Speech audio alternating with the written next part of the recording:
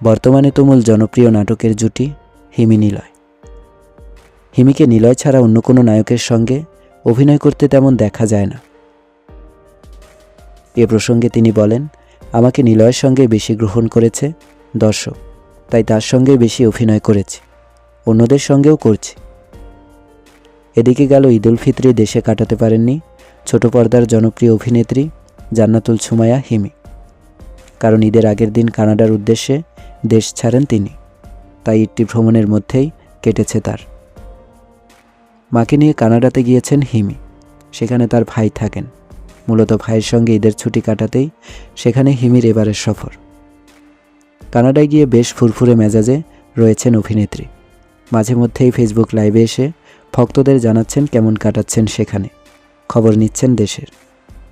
আবার ঈদে তার নাটক কার কেমন লেগেছে তাও জানতে চাইছেন।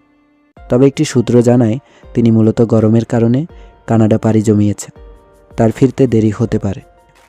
ঈদ উল ফিতরে হিমি অভিনীত বেশ কিছু নাটক প্রচার হয়েছে বিভিন্ন টিভি ও ইউটিউব চ্যানেলে। এবার ঈদের অন্যতম আলোচিত নাটক শ্বশুরবাড়িতে ঈদ। নিলয়ের সঙ্গে জুটি বেঁধে এতে অভিনয় করেছেন হিমি। ইউটিউবে যার ভিউ 13 দিনে 20 মিলিয়নেরও বেশি। এর বাইরে এ জুটির ইয়ো ইয়ো জামাই, মিস্টার বুদ্ধিমান, এক পায়ে জুতা, অস্বীকার, আদরে থেকো নাটকগুলো ছিল আলোচনায়।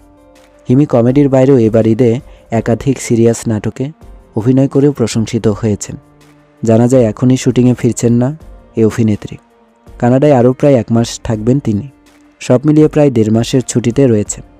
এ প্রসঙ্গে হিমি বলেন, দেশে অনেক গরম, প্রতিদিনই নাকি গরম বাড়ছে, আর কানাডায় প্রচণ্ড ঠান্ডা।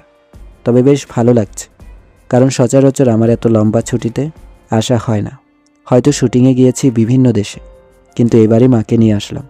আমার ভাই এখানে থাকে, খুব উপভোগ করছি সময়টা। জনপ্রিয় এই অভিনেত্রী আরও বলেন, মাঝে মধ্যে লাইভে আসছি, ছবি তুলছি। তবে আমি সত্যি বলতে রিলস, ছবি কিংবা ভিডিওর চাইতে বেশি উপভোগ করি সময়টা ঠিকভাবে কাটাতে। এসব করলে এনজয় করা যায় না।